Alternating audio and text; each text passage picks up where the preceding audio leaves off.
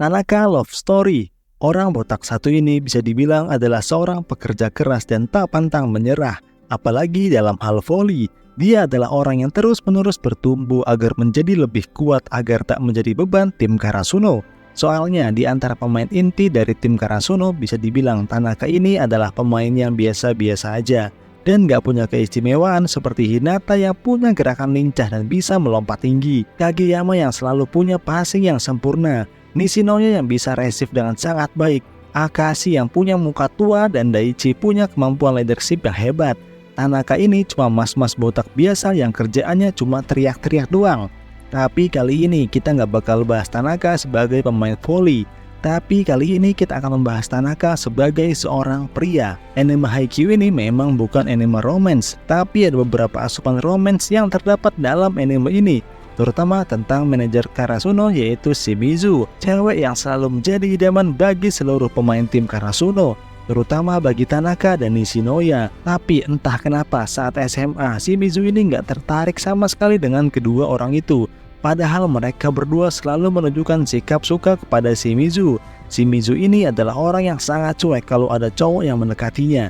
Bahkan saat Tanaka ingin menolong Shimizu saja, dia ditolak mentah-mentah karena Shimizu bisa mengerjakan semua hal itu. Tapi di sini Tanaka nggak pernah menyerah untuk mendapatkan hati dari Shimizu. Entah berapa banyak percobaan yang telah dia lakukan, tapi belum ada percobaan yang berhasil. Lalu tiba-tiba di tengah perjuangan Tanaka, saat turnamen nasional berlangsung, dirinya bertemu seorang teman kecil yang bernama Kanoka, teman masa kecil Tanaka saat dia mulai bermain voli. Dan bisa dibilang bagi Kanoka, Tanaka adalah cinta pertamanya. Dan saat pertemuan mereka di turnamen nasional, sangat terlihat bahwa Kanoka masih menyimpan perasaan pada Tanaka. Tapi bodohnya Tanaka, saat mereka berdua bertemu dan terus mengobrol, Tanaka ini sok-sokan jual mahal. Dan saat Kanoka mau ngomong sesuatu, Tanaka ini mengira kalau Kanoka bakal mengungkapkan perasaannya. Lalu Tanaka dengan refleks dan tanpa pikir panjang malah ngomong kalau dia sudah punya wanita dalam hatinya.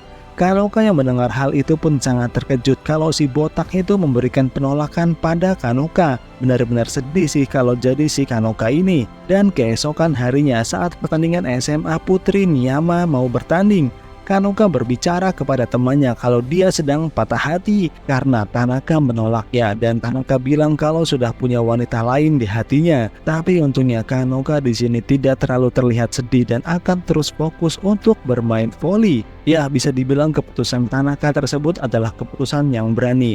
Dan untungnya pilihan Tanaka ini tidaklah salah. Entah sudah berapa banyak usaha yang dia lakukan untuk mendapatkan Shimizu yang gagal. Tapi saat setelah Karasuno kalah dari Kamomedai, untuk pertama kalinya Shimizu mengizinkan Tanaka untuk membantunya membawakan barang bawaannya.